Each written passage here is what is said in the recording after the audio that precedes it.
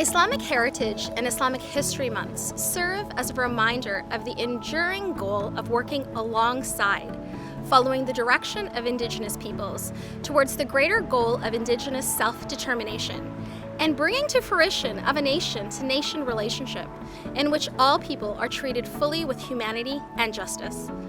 As we work on the lifelong project of decolonizing our institutions and education itself, Islamic Heritage Month also serves to unearth and unsilence historical truths. I think one of the main things that we have at YRDSB this year in terms of the Islamic heritage is to promote the arts, authors, and athleticism in terms of the Muslim community.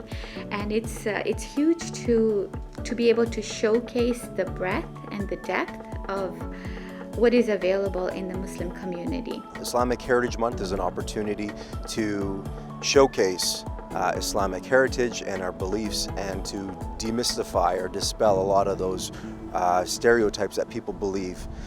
Islam is a diverse group of people. We have many different Muslims with intersecting identities that all contribute to what we are here at York Regional District School Board. At the YRDSB, we all belong. Islamic Heritage Month allows us to affirm the Muslim identities of our students and our staff and help combat Islamophobia.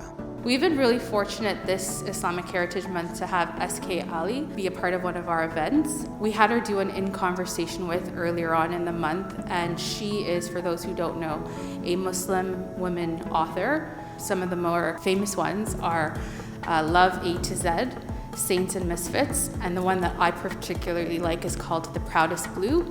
So Wally Shaw, there's so much to say about him. So he is a poet, an author. He worked with students to write their own spoken word, poetry, or writing.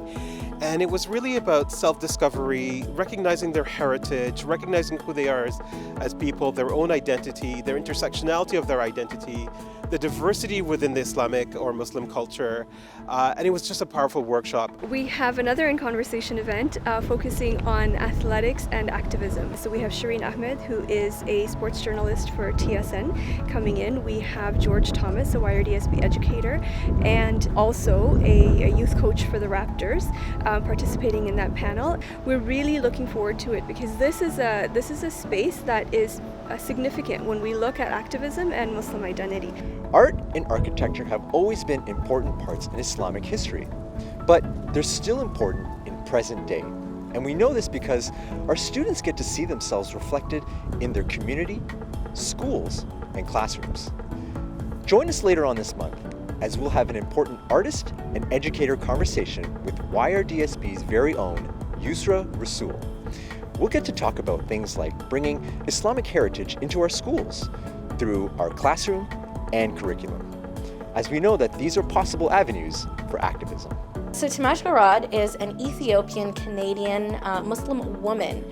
She is a spoken word artist, an award-winning poet, storyteller, arts educator, and creative consultant. We are really, really lucky to be able to have her to facilitate a workshop with us, a hip hop ed workshop. The hip hop ed workshop will be geared towards educators to have the opportunity to learn about the intersectionality of Black Muslims, all the contributions that they've made to hip hop, and how hip hop can be used in education to give students a platform to explore anti-racism. We have 4 paint nights happening with Sajida Chagpar, who is an educator and also runs her own art workshops, and so she is going to be doing these workshops that are virtual, and yet what we are seeing is that they are resulting in the creation of community in a way that we had not anticipated.